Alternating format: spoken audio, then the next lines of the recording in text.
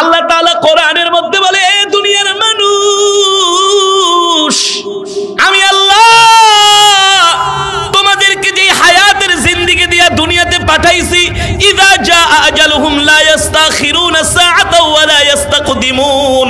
আমি আল্লাহ প্রত্যেকটা মানুষকে একটা নির্দিষ্ট হায়াতের জিন্দেগি দিয়া দুনিয়াতে পাঠাইছি। কারো বয়স 50, কারো বয়স 60, কারো 70, কারো 80, কারো 10 বছর, কারো 10 দিন, কারো 10 মিনিট, কারো 1 মিনিট। কেউ আবার দুনিয়াতে আইসা একটু চোখ মেলে তাকায়, ঠিক না? আল্লাহ বলে প্রত্যেকটা মানুষকে আমি নির্দিষ্ট হায়াত দিয়া পাঠাইছি। এ দুনিয়াতে আইসা নাফরমানি করো না। এ মানুষ আমার, তোমরা হুকুমকে অমান্য করো না, আমার ইবাদত করো। কারণ তোমাদের মতো অনেক মানুষ কবরে চলে গেছে, আজকে তাদের অস্তিত্ব নাই। আল্লাহ বলে মাটি দিয়া বানাইছি, মাটির মধ্যেই থাকতে হবে। এত অহংকার করার কিছুই নাই রে মানুষ, কেন এত অহংকার করস? ওমা তাদরি নাফসুম মাযা তাকসিবু গাদা। আল্লাহ বলে নবী, দুনিয়ার মানুষ এত অহংকার করে, দুনিয়ার মানুষদেরকে বলেন তারা পারলে বলুক আগামীকাল তারা কি খাবে। কে বলছে? আল্লাহ। আল্লাহর কোরআন, আমি বানায়া বলছি না, আল্লাহর কোরআন বলছে। এ দুনিয়ার মানুষ এত অহংকার করো, ক্ষমতা পায়া মানুষকে মানুষই মনে করো না। আছে না? সম্পদের মালিক হয়ে গেছে, এখন আর আত্মীয় স্বজন ভাই বেরাদার কাউকে চিনে না, পরিচয় দেয় না, মা বাবার সাথে খারাপ ব্যবহার করে।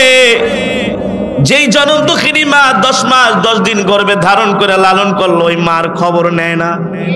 যেই বাবা এত কষ্ট করে পড়াশোনা করেছে, ওই বাবার খবর নেয় না, ঠিক কিনা বলেন?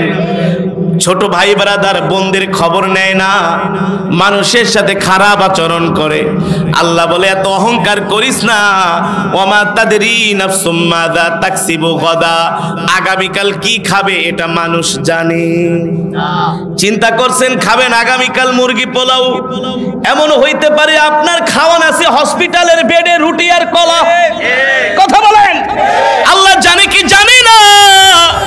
আবার চিন্তা করতেছেন কালকে খাবেন ডাল আলু ভর্তা, আল্লাহ আপনার কপালে রাখছে বিরিয়ানি। আল্লাহ জানেন কি জানেন না? আল্লাহ বলে তোরা জানোস না আগামীকাল তোরা কি খাবি, তাহলে এত কেন গর্ব করস, অহংকার করস? মাটির মানুষ তো মাটিতেই যেতে হবে। ওই মাটিতে যাওয়ার আগে মাটি হয়ে যা, মরার আগে তুমি মরে যাও, ঠিক কিনা বলেন? ওমা তাদরি নাফসুম বিআই আরদিন তামুত। এর পরের কথাটা আরো বেশি ডেয়ারিং, এই পরের কথাটা আরো বেশি কঠিন। আল্লাহ বলে ওমা তাদরি নাফসুম বিআই আরদিন তামুত। মানুষ জানে না কোন জমিনে তার মৃত্যু হবে, মানুষ জানে না কোন জমিনে তার, জোরে বলেন জোরে বলেন, মানুষ জানে না কোন জমিনে তার মৃত্যু হবে। আল্লাহ আল্লাহ সব জানে, ঠিক কিনা বলেন? মানুষ জানে না কোন জমিনে তার মৃত্যু হবে, কোন জমিনের মাটি তার কপালে লেখা আছে। আমি গত 5 বছর আগে যখন মিশরে পড়াশোনা করতাম, বাংলাদেশে আসতেছিলাম, দুবাই এয়ারপোর্টে আসছি, কায়রো থেকে দুবাই এয়ারপোর্টে, সেখান থেকে আরেক বিমানে বাংলাদেশে আসব। দেখি ইমিগ্রেশনের সামনে 2 জন যুবক কান্না করতেছে ইমিগ্রেশনের সামনে। আমি দৌড়ায় গেলাম, 2 জন যুবক এমন করে বিলাপ করতেছে, খুব কষ্ট লাগলো। যে 2 জন যুবককে ডাক দিলাম, ভাই তোমরা কান্না করো কেন? আমার দিকে তাকায় বলে, হুজুর আপনাকে আমি দেখেই চিনে ফেলেছি। হুজুর কি বলবো, দুঃখের কথা, কষ্টের কথা। হুজুর আমরা 2 ভাই, এই যে আমাদের কাছ সামনে একটা লাশ দেখতেছেন, এই লাশটা হলো আমার বাবার লাশ। আল্লাহ, এই লাশটা হলো আমার বাবার লাশ। 22 বছর পর্যন্ত আমার বাবা এই দুবাইতে আসছে। আমরা তখন ছোট ছোট ছিলাম, বাবা আমাদের পড়াশোনা করাইছে। সেই 22 বছর থেকে আজ পর্যন্ত বাবা আমাদের পিছনে শুধু জীবনটাকে শেষ করে দিছে। বাবার অর্থবিত্ত যা সব আমাদের পিছনে ব্যয় করছে। আজকে আমার বাবার বাংলাদেশে যাওয়ার লাস্ট দিন ছিল। আজকে আমার বাবা বাংলাদেশে চলে যাবে। 22 বছর পর্যন্ত বিদেশ করছে, এখন আর বাবার বিদেশের মাটিতে ভালো লাগে না। বাবার শেষ ইচ্ছা হলো বাবা দেশে যায় কিছু একটা করবে আর পুরা জীবনটা ইবাদত করে কাটায় দিবে। হুজুর 3 দিন পর্যন্ত বাবা আমাদেরকে নিয়ে মার্কেট করছে, আত্মীয় স্বজন পরিবার পরিজনের জন্য যা যা কেনা সব কিনছে। বাবা আমাদেরকে নিয়ে ব্যাগগুলো গুছিয়েছে। দুপুর 2টা বাজে বাবার ফ্লাইট। কয়টায়? আমরা সকালে 8টার দিকে উঠে এয়ারপোর্টে চলে আসব, সবকিছু রেডি। বাবা বলছে সকালবেলা আমাকে ডাক দিয়ে দিও, আমরা 2 ভাই বাবাকে এয়ারপোর্টে এসে আগায় দিব। কিন্তু সকাল 6টা বেজে যায়, বাবা ঘুম থেকে ওঠে না। বাবারে যা ডাক দিয়ে আব্বা উঠেন, বাংলাদেশে যাবেন। বাবা কোনো কথা বলে না। পাশের রুমমেট ডাক দিলাম, ভাই দেখেন আমার বাবা কেন কথা বলে না। বাহির থেকে ডাক্তার আনানো হলো। ডাক্তার তার পালস হার্ট মেপে ডাক্তার বললেন উনি তো আরো 1 ঘন্টা আগে ঘুমের মধ্যে মারা গেছে, 1 ঘন্টা আগে দুনিয়া থেকে। ওই সন্তান 2টা কান্না করে বলে, হুজুর বাবা পুরা জীবনটাই আমাদের জন্য শেষ করে দিচ্ছে। হুজুর আজকে বাবার দুনিয়াতে বাংলাদেশে যাওয়ার ডেট ছিল। আমি 2 যুবককে বুকের ভিতরে নিয়ে বললাম, ভাই রে তোমার বাবারও ইচ্ছা ছিল বাংলাদেশে যাওয়া, তোমাদেরও ইচ্ছা ছিল তোমার বাবাকে বাংলাদেশে পাঠাবা। ওমা তাদরি নাফসুম বিআই আরদিন তামুত। কিন্তু আমার রব বলতেছেন, এ দুনিয়ার মানুষ কোন জমিনে তোমার মৃত্যু হবে তুমি জানো না একমাত্র আল্লাহ ছাড়া। কোন জমিনে তুমি মরবা, কোন জমিনের মাটি তোমার জন্য আছে, কোন জমিনে তোমার দাফন হবে এটা তুমি জানো না। জানেন কে? আরো জোরে বলেন, জানেন কে? গত 1 মাস আগে নেপালের একটা বিমান বিধ্বস্ত হয়েছে। কাঠমান্ডু থেকে পোখারা যাচ্ছিলেন 70 জন যাত্রী নিয়ে। বিমানটা মাত্র 10 সেকেন্ড পরেই ল্যান্ড করার কথা ছিল। বিমানের যত যাত্রী ছিল সবাই ফোন করে SMS করে বাড়িতে বলতেছে আমরা আসতেছি, এয়ারপোর্টে আইসা তোমরা আমাদেরকে রিসিভ করো। কিন্তু ওই বিমানটা ল্যান্ড করার 10 সেকেন্ড আগে বিমান আকাশে ক্রাশ হইয়া বিমানটা বিধ্বস্ত হইয়া সব মানুষগুলো মারা গেছে। কিন্তু তারা তো মনে করতো তাদের মৃত্যু হবে জমিনে। আল্লাহ বলে না না না, ওমা তাদরি বিআই আরদিন তামুত। তোমাদের মৃত্যু জমিনে না, তোমাদের মৃত্যু হবে আসমানে। এটা তোমরা জানো না। জানেন কি? আরো জোরে বলেন, জানেন কে? এই কারণে আল্লাহ রাব্বুল আলামিন বলে, দুনিয়ার মানুষ আমি আল্লাহ তোদেরকে দুনিয়াতে পাঠাইছি আমার ইবাদত করার জন্য, আমার গোলামি করার জন্য। অহংকার করিস না, গর্ব করিস না রে বান্দা। আমার হুকুম মান, আমার ইবাদত কর। যদি আমার হুকুম না মানুস রে বান্দা, আমি আল্লাহ মালাকুল মউতকে তোদের কাছে পাঠাবো। এই মালাকুল মউতের হাত থেকে তোরা কেউ বাঁচতে পারবি না। ঠিক কিনা বলেন? এ বান্দা যদি আমার সাথে নাফরমানি করস, আমি আল্লাহ কবরের মধ্যে আইনা তোদেরকে এমন ভাবে শাস্তি দিব, এমন ভাবে আযাব দিব, পৃথিবীর কোন রাজা বাদশা আত্মীয় স্বজন তোদেরকে কেউ সাহায্য করতে পারবে না। জোরে বলেন, পারবে? কেউ পারবে না। এই কারণে আল্লাহ রাব্বুল আলামিন বলে, দুনিয়ার মানুষ একমাত্র আমি আল্লাহ তোদেরকে সৃষ্টি করেছি আমার ইবাদত করার জন্য। ইয়া আইয়ুহাল ইনসানু মা গররাকা বিরাব্বিকাল কারীম আল্লাযী খলাকাকা ফাসাওয়াকা ফাআদালাক ফি আইয়ি সূরাতিন মা শাআ রাক্কাবাক। আল্লাহ তাআলা এখানে বলতেছেন ইয়া আইয়ুহাল ইনসান। ইনসান মানে কি? নাকি জিন? আল্লাহ এখানে মানুষের কথা বলেছেন। মা গররাকা বিরাব্বিকাল কারীম। আল্লাহ বলতেছেন পৃথিবীর এমন কোন শক্তি আছে রে মানুষ, যেই শক্তি আমাকে, যেই শক্তি আমার কাছ থেকে তোদেরকে দূরে সরায় রাখে। আল্লাযী খলাকাকা ফাসাওয়াকা ফাআদালাক।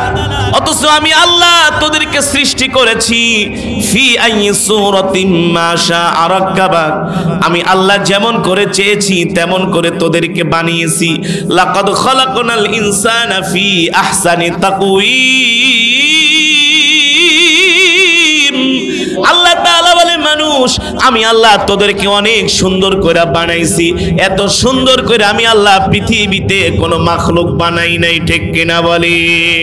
লাকাদ খালাকনাল ইনসানা ফি আহসানি তাকওয়িম, আহসান মানে অতি সুন্দর, উত্তম সুন্দর, এর চাইতে আর সুন্দর হয় না।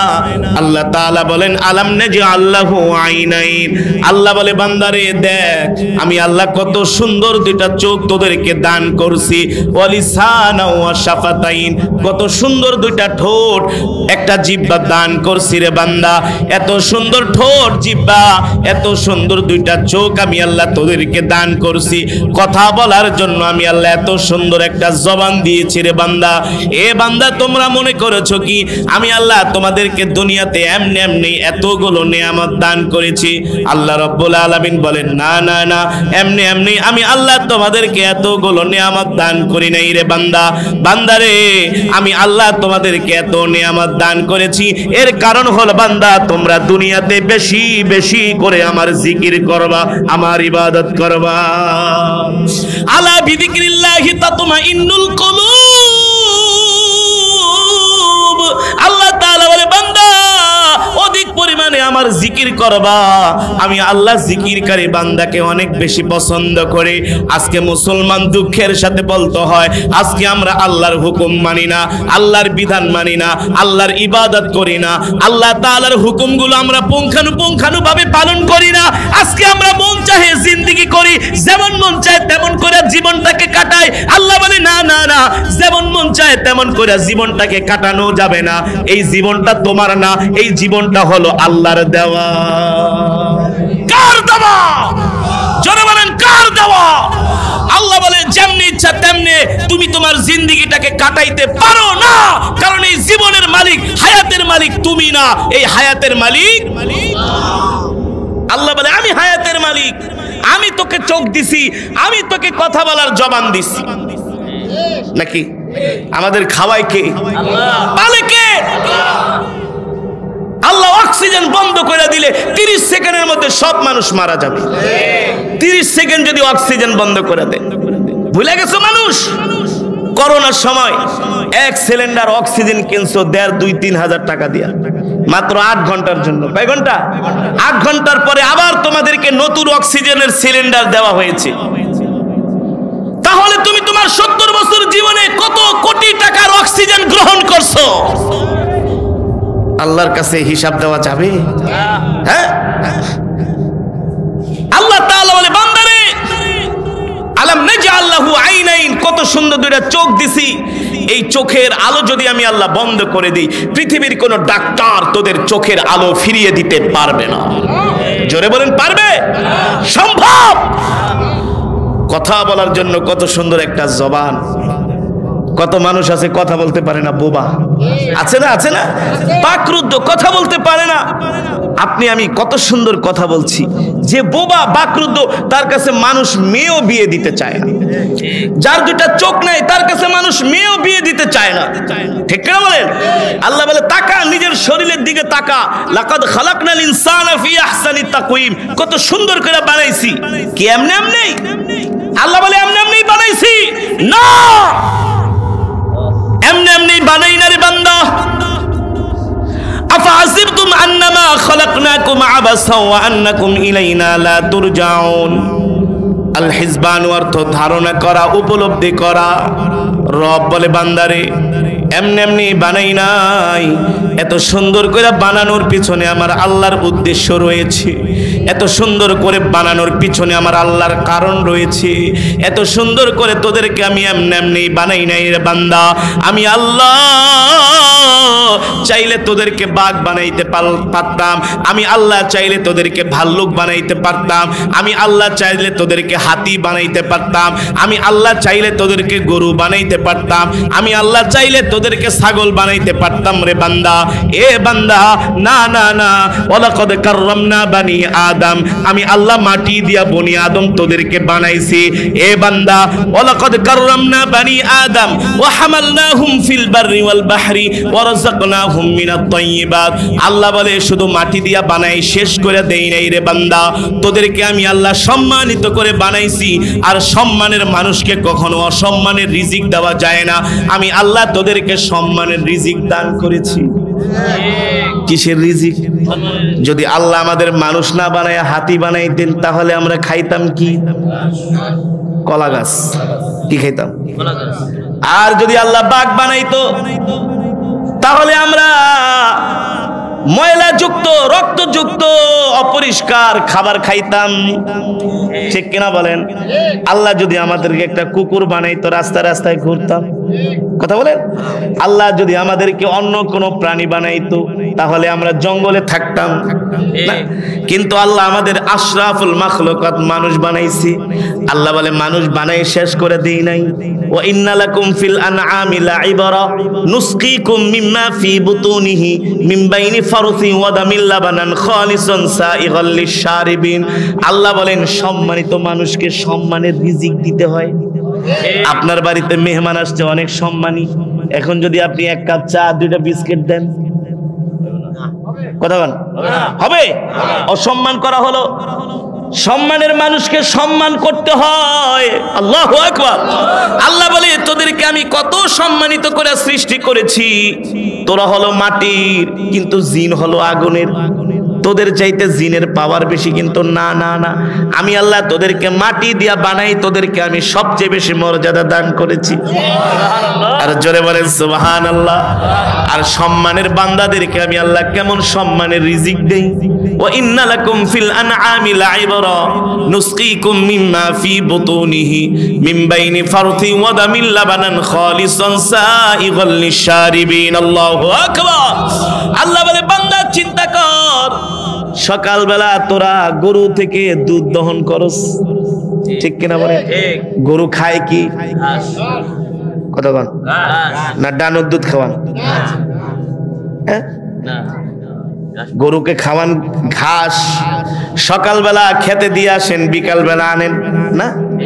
সকাল হলে আবার গরুর স্তন থেকে টেনে টেনে দুধের ভিতরে কি কোনোদিন এমন একটা ঘাসের কণা পাইছেননি?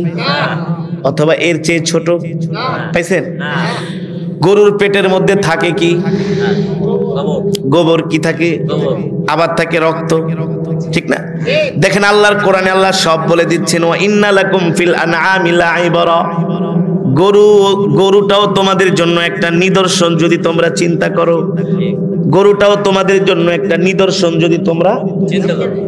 নুসকিকুম মিম্মা ফি বুতুনিহা, আমি আল্লাহ গরু থেকে, তোমাদের গরুর পেট থেকে তোমাদের জন্য, নুসকিকুম মিম্মা ফি বুতুনিহা মিন বাইনি ফারসি ওয়া দামিল লাবান। ফারসুন মানে গোবর, দামন মানে রক্ত।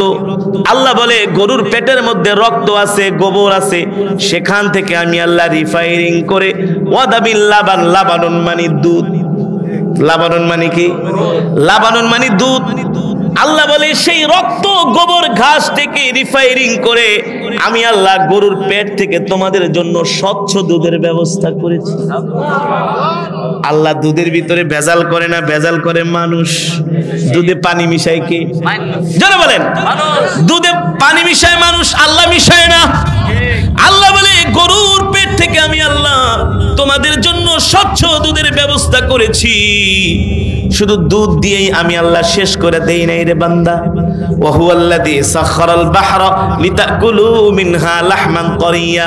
আমি আল্লাহ পুকুরের মধ্যে, নদীর মধ্যে, সমুদ্রের মধ্যে তোমাদের জন্য তাজা তাজা মাছের ব্যবস্থা করেছি। একবারও কি চিন্তা করলা না রে বান্দা? একবারও কি চিন্তা করলা না? এত রিজিক আমি আল্লাহ তোমাদেরকে খাওয়াইতেছি, এত রিজিক আমি আল্লাহ তোমাদেরকে দিচ্ছি। এমনে এমনে না, এমনে এমনে না। এত খাওয়ানোর পিছনে, পড়ানোর পিছনে আমার আল্লাহর উদ্দেশ্য রয়েছে, কারণ রয়েছে। আল্লাহ বলে সেই উদ্দেশ্য হলো এই দুনিয়ার জমিনে একমাত্র আল্লাহর ইবাদত করতে হবে। কার ইবাদত? না, শয়তানের গোলামি করে। ফর এক্সাম্পল, কেমন শয়তানের গোলামি? চা খায় 1 কাপ আর বাংলা সিনেমা দেখে 3 ঘন্টা চায়ের দোকানে বসে বসে। আপনার দেশে নাই? নাই? সিলেটে এক জায়গায় মাহফিলে গেছি, এলাকার এক দোকানদার আইসকে, হুজুর আমি একটা চায়ের দোকান দিছিলাম, আমি যখন দোকানটা দেই তখন আমি নিয়ত করছি যে আমার দোকানে আমি কোনো টেলিভিশন রাখবো না, কিন্তু আমার দোকানে একটাও কাস্টমার আসে না, সব জায়গা পাশের দোকানে, কারণ ওই দোকানে সারাদিন বাংলা সিনেমা চলে। ঠিক কিনা বলেন? আজকে মানুষ আল্লাহর গোলামি করে না, শয়তানের গোলামি করে। আজকে মানুষ রাত জেগে কোরআন তেলাওয়াত করে না, তাহাজ্জুদের নামাজ পড়ে না। আজকে মানুষ রাত জেগে রাত 3টা পর্যন্ত বিশ্বকাপ ফুটবল খেলা দেখে। ঠিক কিনা বলেন? এটা কি আল্লাহর ইবাদত করা নাকি শয়তানের গোলামি? জোরে বলেন, জোরে বলেন, জোরে বলেন। আমার কথার সাথে বাস্তবতার মিল আছে কি আছে না? কোরআনের সাথে মিল আছে কি আছে না? যদি থাকে আমি করব ওয়াজ, আপনারা দিবেন আওয়াজ। রাজি আছেন তো ইনশাআল্লাহ? রাজি আছেন ইনশাআল্লাহ? ওয়াজ কি শেষ করে দিব? মোনাজাত দিয়ে দিব? অসুবিধা নেই, আর 5 মিনিটে মোনাজাত দিয়ে দিব ইনশাআল্লাহ। ধৈর্য ধরে বসেন। আল্লাহ রাব্বুল আলামিন বলতেছেন, ইয়া মাশারাল জিন্নি ওয়াল ইনসি ইন ইসতাতাতুম আন তানফুযু মিন আকতারিস সামাওয়াতি ওয়াল আরদি ফানফুযু লা তানফুযুনা ইল্লা বিসুলতান। এ দুনিয়ার মানুষ, আমি আল্লাহ তোদেরকে দুনিয়াতে পাঠাইছি আমার ইবাদত করার জন্য। যদি আমার ইবাদত করতে ভালো না লাগে তাহলে তোরা আমার জমিন থেকে বের হয়ে যা। আল্লাহ মানুষদেরকে বলে তোরা আমার জমিন থেকে বের হয়ে যা, জিনদেরকে বলে তোরা আমার আসমান থেকে বের হয়ে যা। আল্লাহ বলে পারবি না, পারবি না, পারবি না, পারবি না রে দুনিয়ার মানুষ, আমার জমিন ছাড়া তোরাও কোথাও যেতে পারবি না। ঠিক কিনা বলেন? আর জিনদেরকে বলতেছেন আমার আসমান ছাড়া তোদের যাবার কোনো উপায় নাই, কারণ আমি আল্লাহ আসমানের সব দরজাগুলো বন্ধ করে দিছি। তার মানে এই দুনিয়ার জমিনে থাকতে হলে, বাঁচতে হলে আল্লাহর হুকুম, আল্লাহর ইবাদত করতে হবে, নাইলে কোনো উপায় নাই। জোরে বলেন, উপায় আছে? উপায় নাই। মুসলমান যেভাবে কইরা বাংলা সিনেমা দেখে, ক্রিকেট খেলা, ফুটবল খেলা দেখে, গুনার কাজগুলো করে, এইভাবে যদি মুসলমান 100-এর মধ্যে 10% যদি ইবাদত করত, এই জমিনে আল্লাহর রহমত নাজিল হইতো, ভূমিকম্প হইতো না, ভূমিধস হইতো না। ঠিক কিনা বলেন? হতো? আচ্ছা বলেন, আপনাদের এলাকায় জুমার নামাজে কয় কাতার মুসল্লি হয়? বুঝা যায় না? আপনি কি ইমাম সাহেব গর্ব করে বলতেছেন? ঠিক না? মাশাআল্লাহ। মসজিদ, মসজিদ বারান্দাও জায়গা খালি থাকে না। আলহামদুলিল্লাহ, আলহামদুলিল্লাহ। মাঠেও জায়গা দেওয়া যায় না। আছে এমন মসজিদ? আছে না? ফজরের নামাজে কয়জন হয়? কয়জন? ওই দিন চাঁদপুর এক মাহফিলে আমি জিজ্ঞেস করলাম, ইমাম সাহেব আপনার মসজিদে তো মাহফিল? ক হুজুর আমার কমিটিরা সুন্দর করে মাহফিল দিয়েছে, আপনারা আনছে, আমরা খুব খুশি, 10টা খিচুড়িও পাকাইছি। মানে ইমাম সাহেব খুব খুশি। হুজুর তাহলে জুমার নামাজে কয়জন মুসল্লি? হুজুর একটা কথা কইলেন, মসজিদের জায়গায় দেওয়া যায় না, সব বইরা জায়গা। মাশাআল্লাহ, সব বইরা জায়গা। হুজুর আপনি বিশ্বাস করেন না? সভাপতি সাহেবরে জিগান। কাহ হুজুর আমরা সব নামাজি। তাই ইমাম সাহেব ফজরের নামাজে এখন আর কথা কয় না, এখন আর কি কয় না? মিয়া হুজুর 80 ঘরে খাই। কয় ঘরে? বুঝছেন তো? 80 ঘর মানে কি? 80টা ঘর থেকে ইমাম সাহেবকে খাবার দেওয়া। এই যেমন আজকে খাওয়াইলেন আপনি, হ্যাঁ 80 ঘরে খাওয়ায়। হুজুর 80 ঘরে খাই, মুসল্লি হয় মাত্র 8 জন ফজরের নামাজে। কোন নামাজে? একজন করে আসলে তো 80 জন হইত। 80 জন হইলো কিন্তু মসজিদ ভরে যেত। 80 জন আইলেই তো মসজিদ ভরে যায়। গ্রামের মসজিদ আর কত বড় মসজিদ। হুজুর ফজরের নামাজে আসে মাত্র 8 জন, মুসল্লি হয় না। মাঝে মাঝে একটু বৃষ্টি পড়লে, শীত পড়লে আমি ইমাম মুয়াজ্জিন আর 2-1 জন আছে বুড়া, তাও 70 বছর। কারণ মানুষ বৃদ্ধ হইলে কিন্তু ঘুম কম। কথা কন, কথা কন। বয়স যখন 70-60 চলে যায় তখন অত ঘুম আসে না, 3-4 ঘন্টা ঘুমাইলে না ঘুম কম হয়, হ্যাঁ খাওয়াও কমে যায়, ইঞ্জিন দুর্বল হয়ে যায়। ইঞ্জিন কি হয়ে যায়? দুর্বল হয়ে যায়। আগে খাইতেন 2 প্লেট 3 প্লেট, আর এখন রাত্রেবেলা একটু মুড়ি দাও, একটা রুটি আছে না খেতে লাগবে না, 1 গ্লাস পানি খেয়ে ঘুমায় থাকে। আর আগে তো 2 প্লেট না খেলে ঘুম হইতো না, মানে ইঞ্জিন স্ট্রাকচার দুর্বল হয়ে গেছে, ঠিক কিনা বলেন?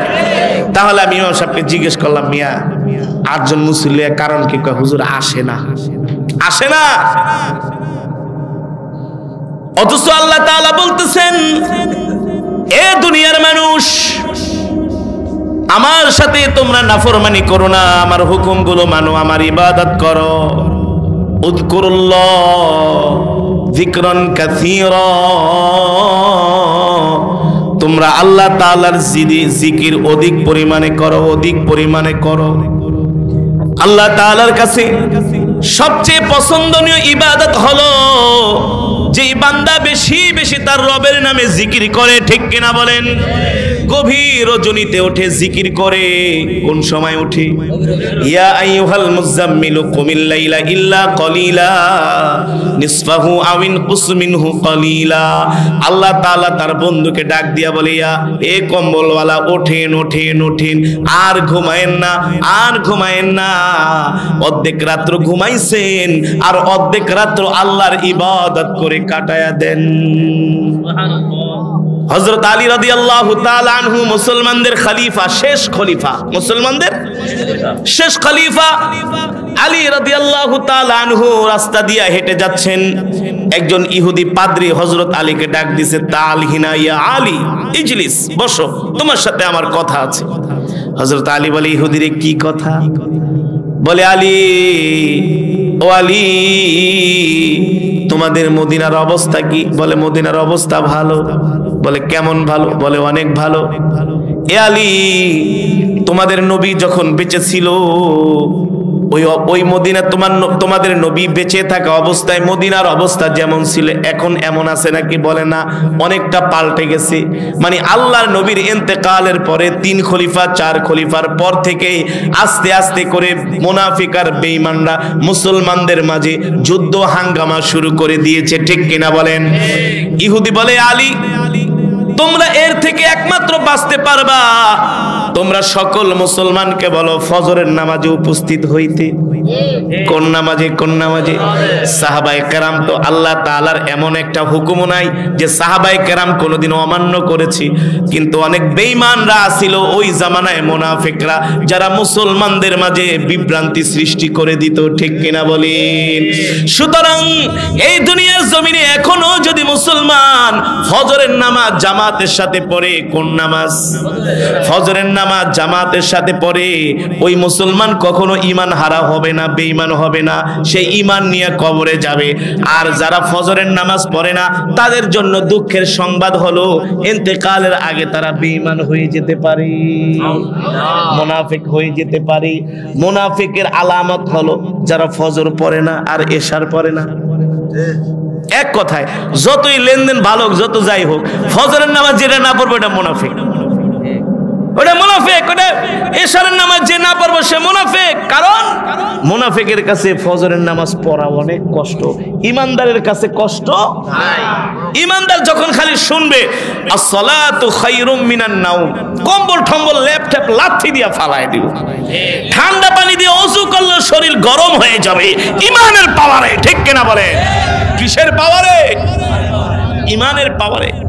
যতই বড় বড় কথা বলেন না কেন, ফজরের নামাজ পড়তে না পারলে, এশার পড়তে না পারলে আপনি এখনো পরিপূর্ণ ঈমানদার হতে পারেন নাই। পারেন নাই। রব বলছেন, ওয়া ইযা তুলিয়াত আলাইহিম আয়াতুহু যাদাতুহুম ঈমানা, কোরআনের তেলাওয়াত শুনলে ঈমান বেড়ে যায়, ঠিক কিনা বলেন? এই কোরআন এমন এক কিতাব, বয়ান করা লাগে না, ওয়াজ করা লাগে না, কোরআনের তেলাওয়াত শুনে কাফিরেরা মুসলমান হয়ে, অগণিত কাফিরেরা মুসলমান হয়ে গিয়েছে, এখনো হচ্ছে, আলহামদুলিল্লাহ বলেন। এখনো কি?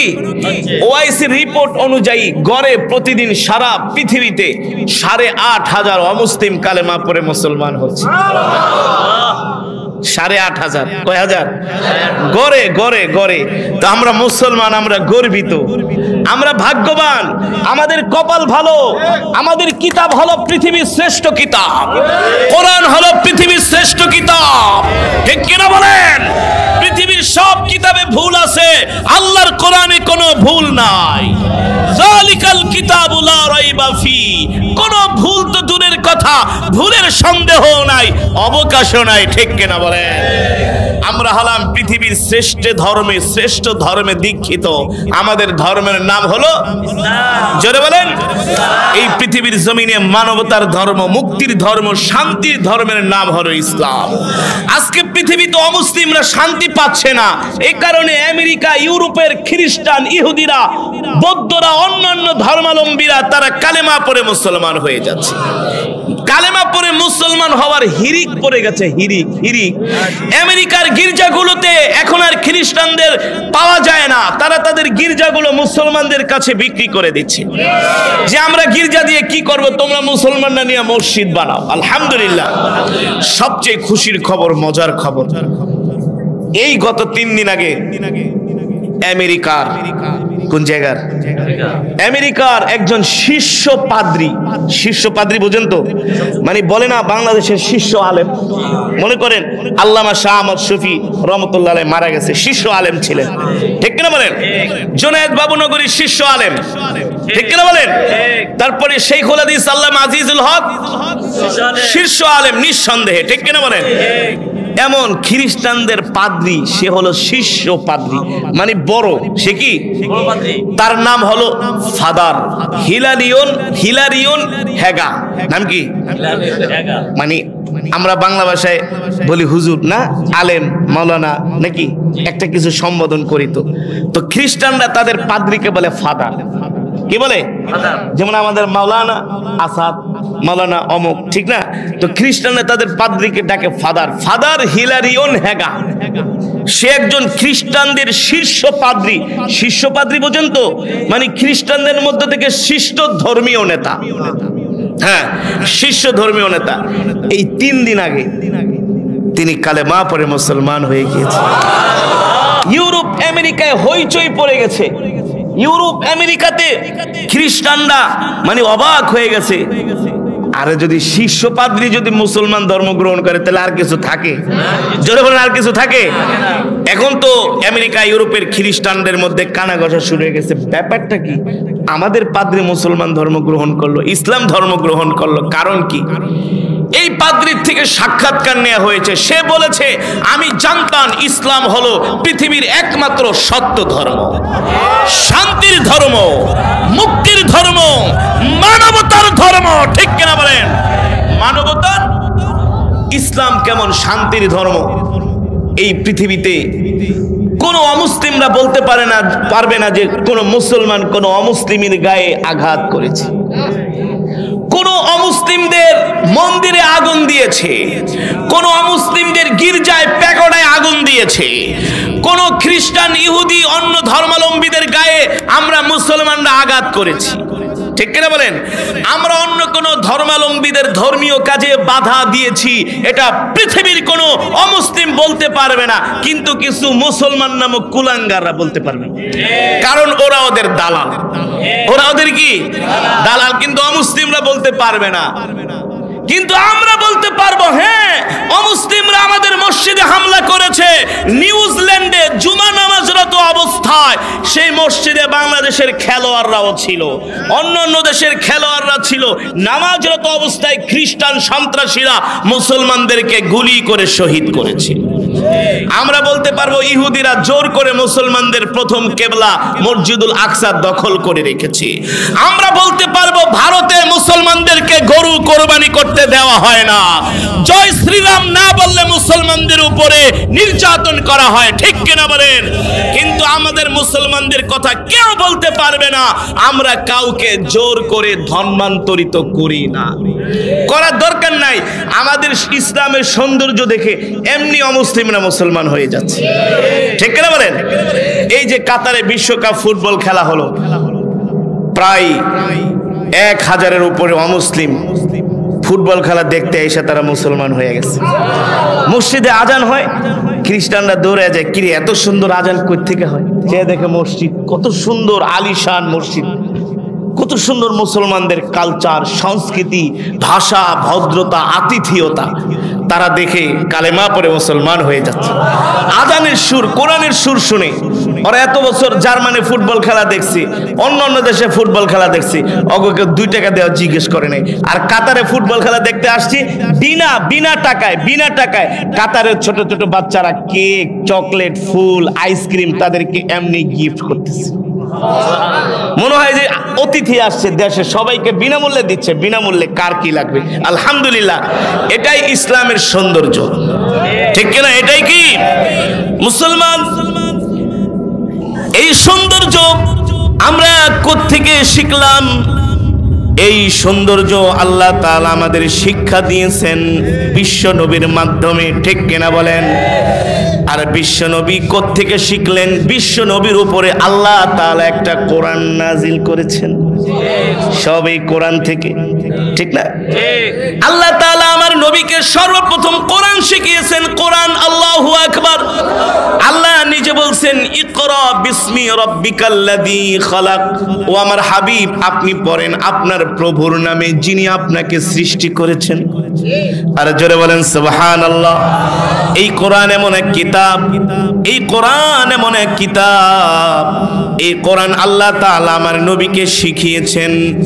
আমার নবীকে শেখানোর পরে আল্লাহ তাআলা নির্দেশ দিয়েছেন, হাবিব আমি হলাম আপনার শিক্ষক। আল্লাহর নবীর শিক্ষক কি?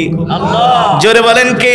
আল্লাহ। আল্লাহর নবীর শিক্ষক হলো স্বয়ং আল্লাহ তাআলা, আর আমাদের শিক্ষক হলেন বিশ্ব নবী রাহমাতুল লিল আলামিন, ঠিক কিনা বলেন? মুসলমান, এই কোরআন আল্লাহ তাআলা নবীর উপরে কেন নাজিল করলেন? এই কোরআন নাজিল হওয়ার কারণ হলো মুসলমানরা যদি আল্লাহর কোরআন না পেত, আল্লাহ তাআলা যদি নবীর উপরে কোরআন নাজিল না করত, তাহলে আজকে মুসলমানরা মুসলমান থাকতো না। মুসলমানরা ইহুদি খ্রিস্টান বেঈমানদের মতো বেঈমান হয়ে যেত, ঠিক কিনা বলে? তখন আর মানুষের আখলাক চরিত্র থাকতো না, মানুষের আখলাক চরিত্র পশুর মতো হয়ে যেত, ঠিক না? এই পৃথিবীর জমিনে আমাদেরকে আল্লাহ তাআলার হুকুম বিধান মেনে চলতে হবে। এই কথা আল্লাহ তাআলা আমাদেরকে কোরআনের মধ্যে বলে দিয়েছেন। আবার আল্লাহ তাআলা এই কথাও বলে দিয়েছেন, এ দুনিয়ার মানুষ তোমরা মনে করো না, আফা হাসিবতুম আন্নামা খলাকনাকুম আবাসা ওয়া আন্নাকুম ইলাইনা লা তুরজাউন। আল হিসবান অর্থ ধারণা করা, উপলব্ধি করা।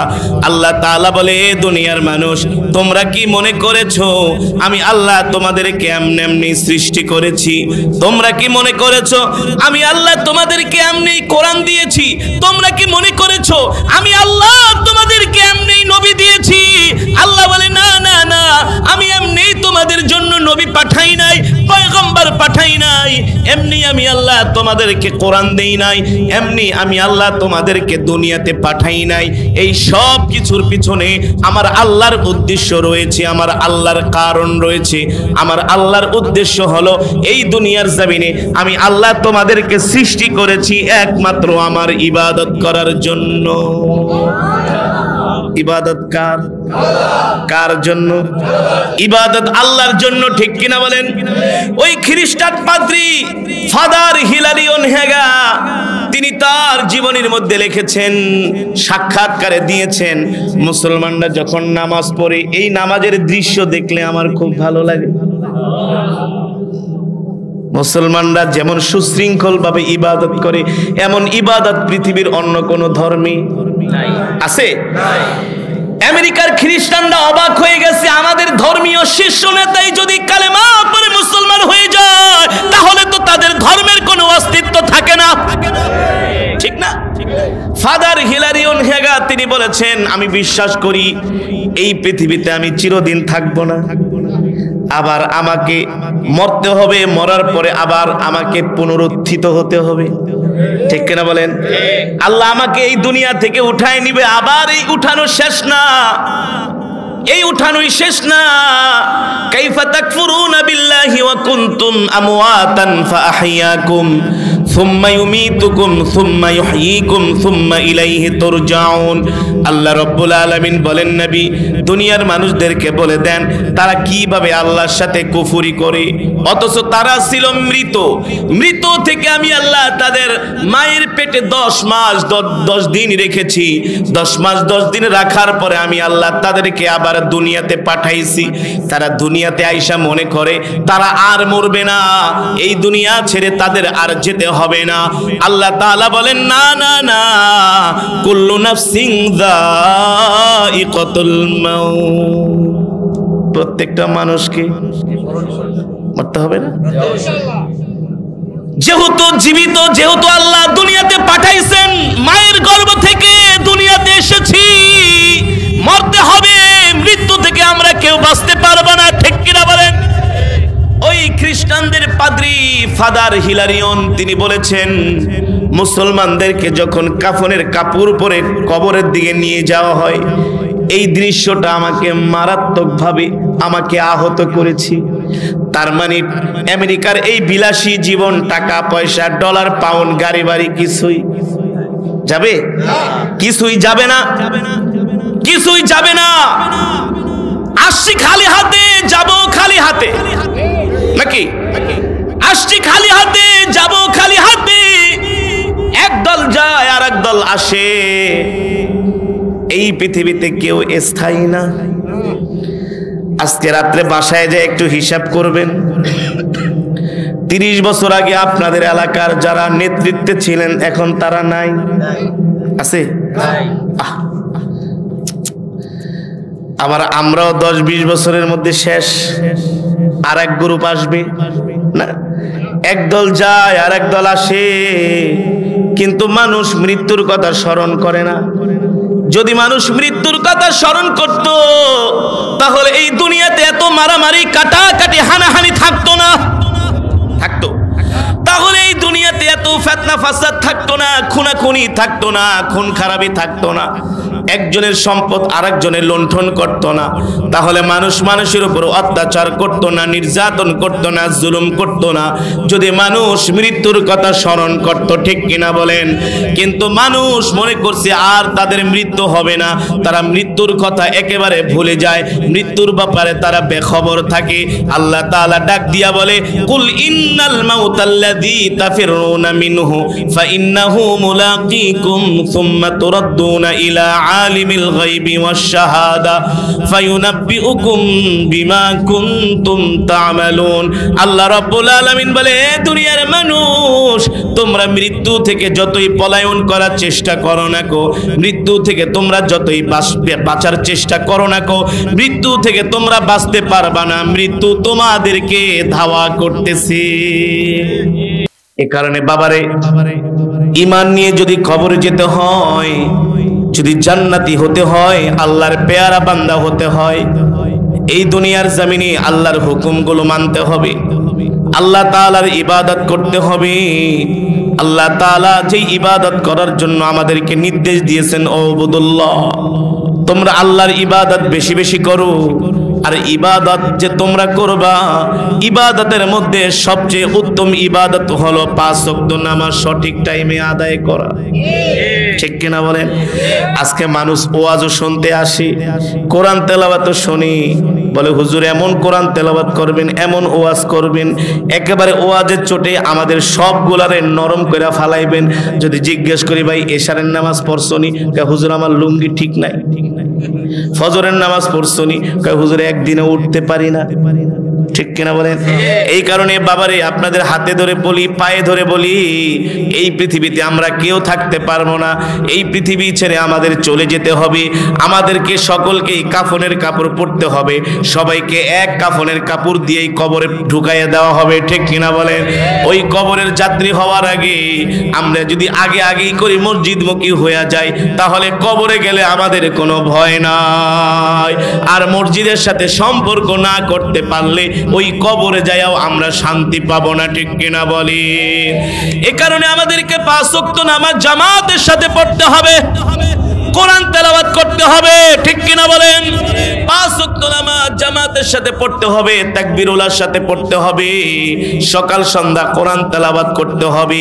আমরা যদি এই আমলগুলো বেশি বেশি করে করতে পারি তাহলে আমাদের কোনো চিন্তা নাই, আমাদের কোনো টেনশন নাই, আমাদের কোনো ভয় নাই। ইন্তেকালের সাথে সাথে আল্লাহ তাআলা আমাদেরকে জান্নাত দিয়ে দিবে। রাজি আছেন তো ইনশাআল্লাহ? 5 ওয়াক্ত নামাজ জামাতের সাথে কে কে পড়বো? হাত উঠান, নারায়ে তাকবীর, নারায়ে তাকবীর।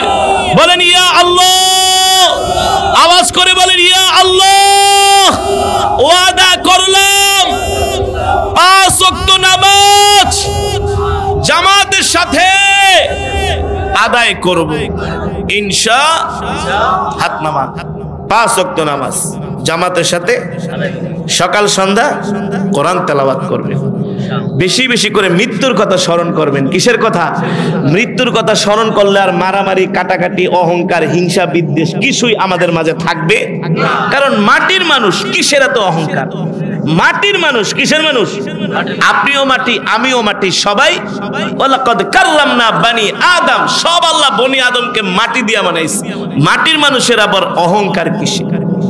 মানুষ, মাটির মানুষের এত গর্ব কিসের? মাটির মানুষ তো মাটি হয়েই দুনিয়াতে থাকবে, ঠিক কিনা বলেন? মাটির মানুষ, মাটিতেই যেতে হবে। ওই মাটি আমাদেরকে প্রতিদিন ডাকে, আইয়ুহান নাস আল কবরুত তুরাব। আমি মা কবর, মাটির ঘর, আমি কবর মাটির ঘর। আইয়ুহান নাস আল কবরু গুরফা। আমি কবর অন্ধকার ঘর, অন্ধকার ঘর। সাবধান, সাবধান, আলো না নিয়ে আসিস না, আলো না নিয়ে আসিস না। সাহাবায়ে কেরাম বলেন, ওগো নবীজি, আমাদের কবরে কোন আমল আলো দিবে? বলে কোরআন তেলাওয়াত আর নামাজ। কোরআন তেলাওয়াত আর নামাজ। আপনাদের হাতে ধরি, পায়ে পড়ি। অনেক যুবক ভাইরা আছেন, আপনাদের হাতে ধরি, পায়ে পড়ি। 20-30 বছর ধরে ওয়াজ শুনি, কিন্তু আমাদের মাঝে পরিবর্তন নাই। নামাজ পড়ি না, এক ওয়াক্ত পড়লে আরেক ওয়াক্ত পড়লে আরেক ওয়াক্ত, ঠিক না? কিন্তু আমলটাকে ঠিক করতে হবে। আমলটাকে, আমল কখন ঠিক হবে? নবীজি বলেন, বেশি বেশি মৃত্যুর কথা চিন্তা করবা। কবরস্থানের কাছে মাঝে মাঝে যাইবেন। কিছু মানুষ আছে কবরের কাছে ভুলেও যায় না, ভয় পায়, ঠিক না? কবরস্থান গেলে দৌড় মারে। কবরে তো আমাদের থাকতে হবে, ঠিক কিনা বলেন? ওই কবরেই তো থাকতে হবে। কবরই একজন মুসলমানের জন্য প্রথম ঘাঁটি। আল কবরু রাউদাতুম মির রিয়াজিল জান্নাহ। এই কবর হবে কারোর জন্য জান্নাতের বাগান। এই কবর হবে কারোর জন্য আও হুফরাতুম মিন হাফারিন নার। আবার এই কবর হবে কারোর জন্য জাহান্নামের অংশ। কবরটা কারোর জন্য হবে জান্নাত, কারোর জন্য হবে নবীজি বলছেন। তা আপনি যদি ইমানদার হন, আমলদার হন, 5 ওয়াক্ত নামাজ পড়েন, কবর এত ভয় করবেন কেন? কবর তো আপনার জন্য জান্নাতের বাগান, ঠিক কিনা বলেন? আর যদি আপনি নাফরমানি করেন তাইলে আপনার জন্য জাহান্নামের অংশ, জাহান্নামের টুকরা। এ কারণে নবীজি বলছেন, তোমরা কবরের কাছে বেশি বেশি যাবা। কবরের কাছে গেলে অহংকার, দম্ভ সব ধ্বংস হয়ে যায়, চূর্ণ বিচূর্ণ হয়ে যায়। কবরের কাছে যায়, মা বাবার কবর প্রতিদিন দোয়া করবেন, সময় পেলে প্রতিদিন কবরের কাছে। এই মা, এই বাবা, দাদা দাদি, নানা নানি, তারাই তো এক সময় আমাদেরকে কত আদর করছে, ঠিক কিনা বলেন? তারা 20 বছর আগে চলে গেছে বাবা গো, তারা 20 বছর আগে গেছে, আমরা 20 বছর। এই তো পার্থক্য, নাকি? এই তো পার্থক্য, আর কিছু? তারা আগে গেছে, আমরা পরে যাব। এই দুনিয়া কিছুই না, কিছুই না। 1 সেকেন্ডের নাই ভরসা। আজ মরে গেলে কালকে 2 দিন। মানুষ এই কথাগুলো বোঝে না, কানের ভিতরে নেয় না, আমলে নেয় না। মানুষ যদি এই কথা বুঝতো, এই দুনিয়া আমাদের জন্য 1 সেকেন্ডের কোনো ভরসা নাই, তাহলে এই দুনিয়া নিয়ে আমরা এত লাফালাফি ফালাফালি করতাম না। আমরা সব সময় মৃত্যুর চিন্তায় আমরা পেরেশান থাকতাম। আর মৃত্যুর চিন্তা যেই মানুষ করে, ওই মানুষ বেশি বেশি ইবাদত করে, ইবাদত, ঠিক কিনা বলেন? এই কারণে মৃত্যুর কথা স্মরণ করবেন, 5 ওয়াক্ত নামাজ পড়বেন, সকাল সন্ধ্যা কোরআন তেলাওয়াত করবেন। মানুষের মনে কষ্ট দিবেন না, মানুষের মনে কষ্ট দিবেন না। সম্পদ আছে, গরম দেখায়েন না। এই সম্পদ আপনি নিয়ে যাইতে পারবেন না। বাদশা জুলকারনাইনের চাইতে তো আপনার সম্পদ বেশি না? সে ইন্তেকালের সময় তার সন্তানদেরকে বলছিল, আমার 2টা হাত কাফনের কাপড় থেকে বাইর করে দিস, যাতে মানুষ বোঝে যে জুলকারনাইন আসছে খালি হাতে। ভাই রে, বাবা রে, মা, আপনারা শুনতেছেন, বোনেরা, বেশি বেশি মরণের কথা স্মরণ করবেন। মৃত্যুর কথা চিন্তা করবেন, তাহলে আমরা আল্লাহর ওলি হয়ে যেতে পারবো ইনশাআল্লাহ। আল্লাহ তাআলা আমাদের সকলকে আল্লাহর ওলি বানায় কবরে ডাক দিন, জান্নাতি বানায় কবরে ডাক দিন। আমরা যেভাবে আজকে কোরআনের মাহফিলে এসে কোরআনের বয়ান, কোরআনের তেলাওয়াত শুনেছি, এভাবে যেন আমরা একসাথে আল্লাহ তাআলার জান্নাতে যেতে পারি। আল্লাহ আমাদের তৌফিক দান করুন। আজকের এই মাহফিল, অনেক প্রবাসী ভাইয়েরা এই মাহফিলে সহযোগিতা করছে, ঠিক না? অনেক প্রবাসী ভাইয়েরা, তারা জানেন প্রবাসী কত কষ্ট করে। এটা আপনারা বাংলাদেশে থাইকা বুঝবেন না, আপনারা তারা যে কত কষ্ট করে, কষ্টের কও আপনারা উপলব্ধি করতে পারবেন না। তারা নিজেরা মোমবাতির মতো জ্বলে, নিজেরা মোমবাতির মতো জ্বলে আর সবাইকে আলোকিত করে। একটা মোমবাতি নিজে কি হয়, গলে যায়, জ্বলে যায়, নিজেকে শেষ করে দেয়, নাস্তানাবুদ করে দেয়। একটা প্রবাসী নিজে এমন করে মোমবাতির মতো জ্বলে, বিদেশের মাটিতে 12 থেকে 18 ঘন্টা ডিউটি করে। কত ঘন্টা?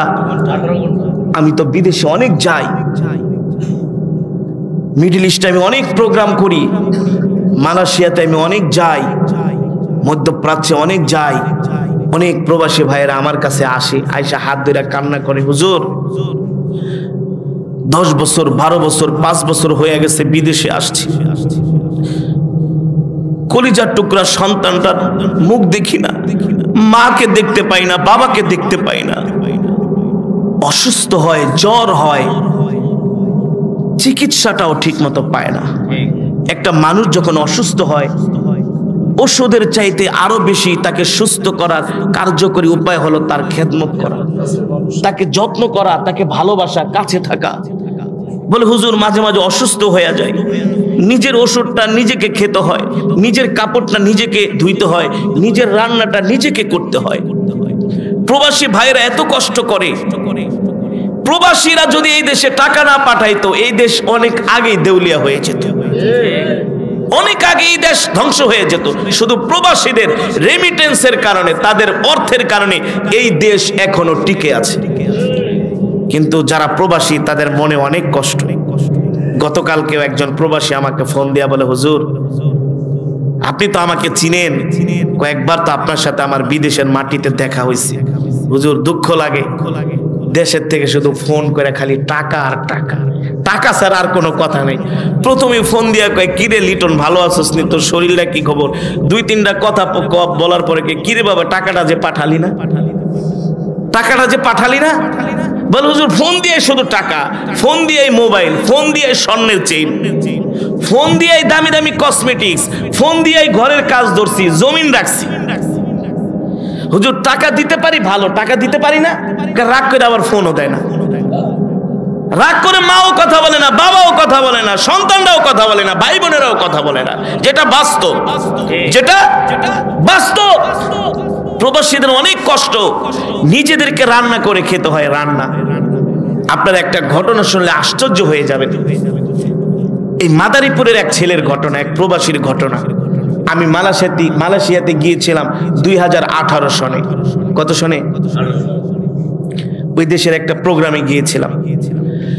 তো আমি এয়ারপোর্টে আসছি, আনফরচুনেটলি আমি বিমানটা মিস করছি, বিমানটা ধরতে পারি নাই। মাত্র 10 মিনিটের জন্য ইমিগ্রেশন ক্লোজ হয়ে গেছে।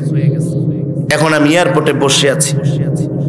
তো যাই আমি আরেকটা বিমানের টিকিট দেখলাম।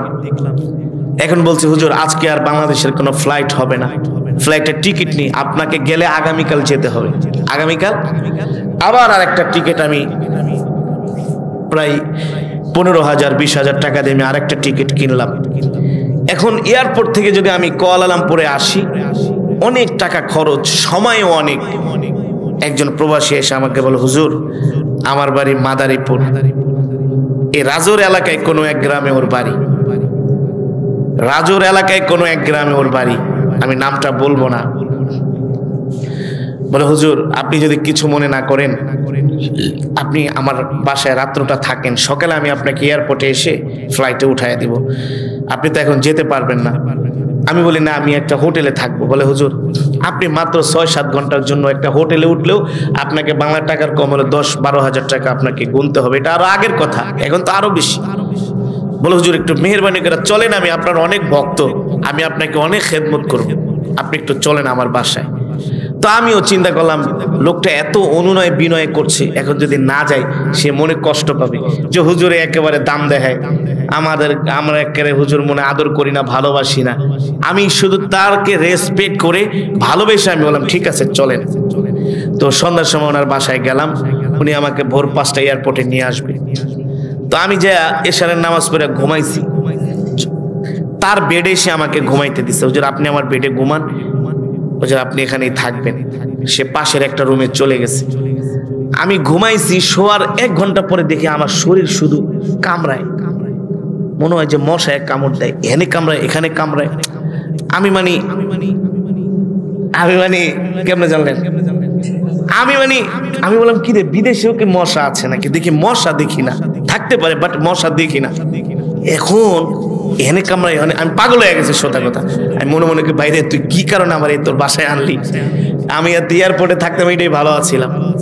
এখন আমি বাতি জ্বালায় দেখি হাজার হাজার সার পোকা, একটা দুইটা না, হাজার হাজার। মানে ওরা এমন সার পোকা গুলো এত দুষ্ট, মানে ওরা এত চালাক, ওরা কখনো আলোতে কাছে আসে না, অন্ধকার হইলে ওরা আসে। তো লাইট অফ করলেই ওরা আইসা মানে মানুষকে এভাবে কামড় মারে, কিন্তু লাইট জ্বালানো থাকলে আসে না। তো আমি সার পোকার কামড় খাই, আমি আর টিকতে পারলাম না। আমি ডাক দিচ্ছি ভাই এদিকে আসেন, আপনি আমাকে কই আনছেন? বলে কি হয়েছে হুজুর? আমি বলি ভাই খেলে আমার শরীরে কামড়ায় লাল করে ফেলছে। পরে আরেক লোক এসে বলেন কি হুজুর? পরে বিছনা উঠায় দেখি উনি যে খাটটা ইউজ করে ওটা একটা ওই স্টিলের পাইপের মতো, মানে ভিতরে হলো কিছু নাই, মানে কিভাবে বোঝাবো, বাঁশের মতো মনে করেন, বাঁশের মাঝখান দিয়ে ফাটা না ফুকা না, তো ওরকম ছোট ছোট ফুটার ভিতরে যাই হলো সার পোকাগুলা থাকে। আর রাত্রে এসে মানুষকে কামড়ায় খাটের নিচে, পুরাটা খাটের চতুর্দিক দিয়ে। এখন সার পোকা দেখে আমি বলি ভাই আপনি এই বিছনায় কিভাবে ঘুমান? আপনাদের কি কামড়ায় না?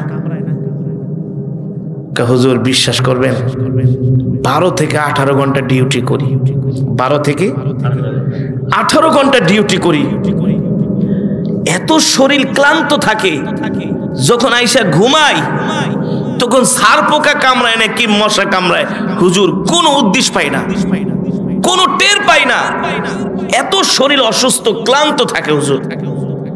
এতদিন যে আমাকে সার পোকা কামড়াইছে হুজুর বিশ্বাস করেন আমি টের পাই না, পাইলে আপনাকে আমি আমার এই বিছনায় ঘুমাইতে দিতাম না। এত কষ্ট করে প্রবাসীরা। ওই দিন দেখলাম এক প্রবাসীর লাশ 13 বছর পরে বাংলাদেশে আসছে। কত বছর?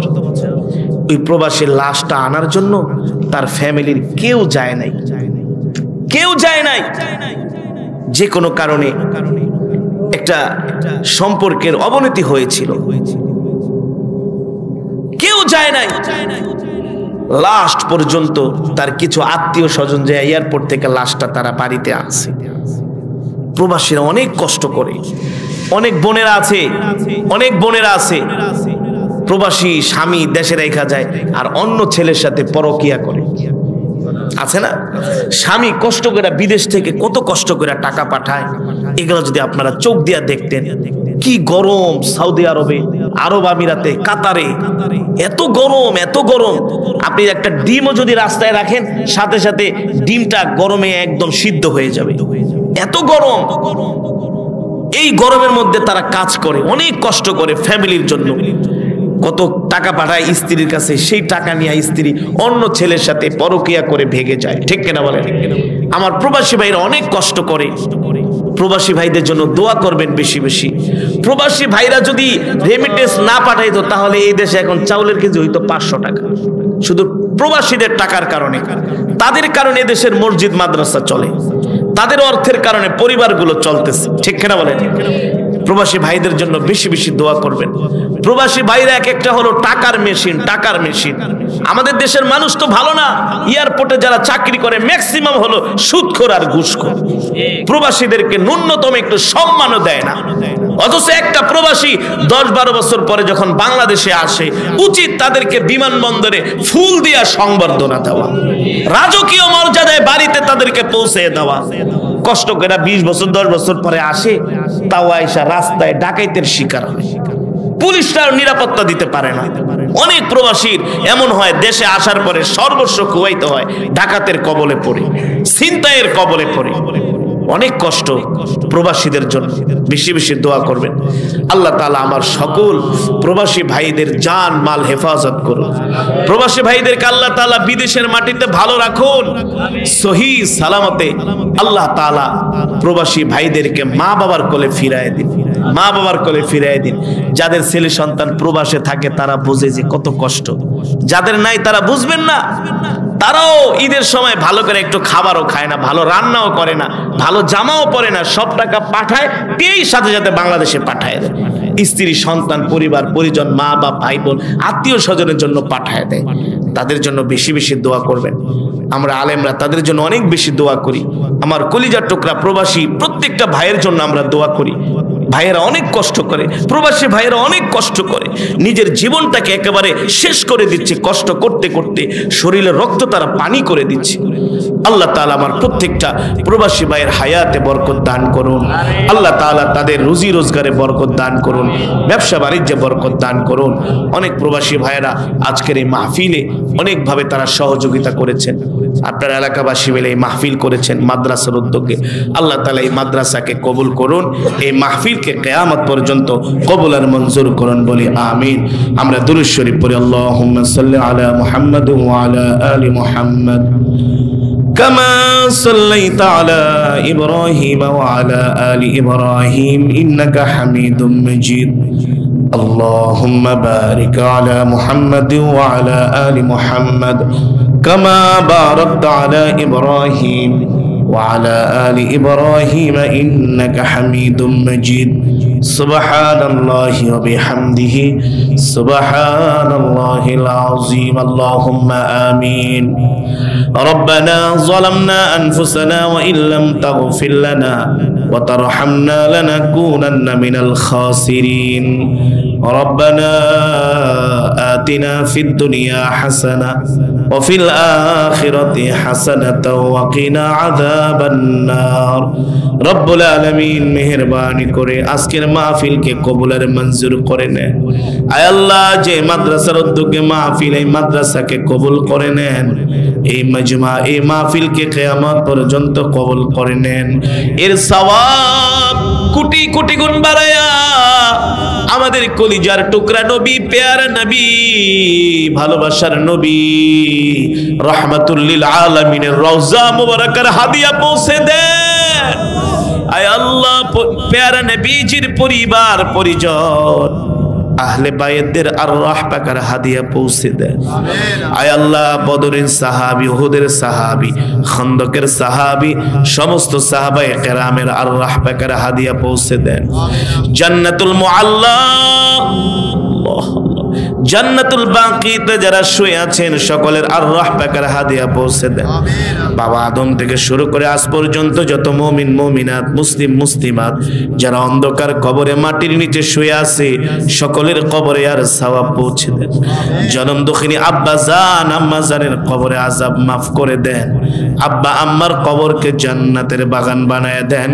দাদা দাদি নানা নানি আত্মীয় স্বজন পাড়া প্রতিবেশীকে মাফ করে দেন। যেই মাদ্রাসার উদ্যোগে মাহফিল, এই মাদ্রাসাকে কবুল করে নেন।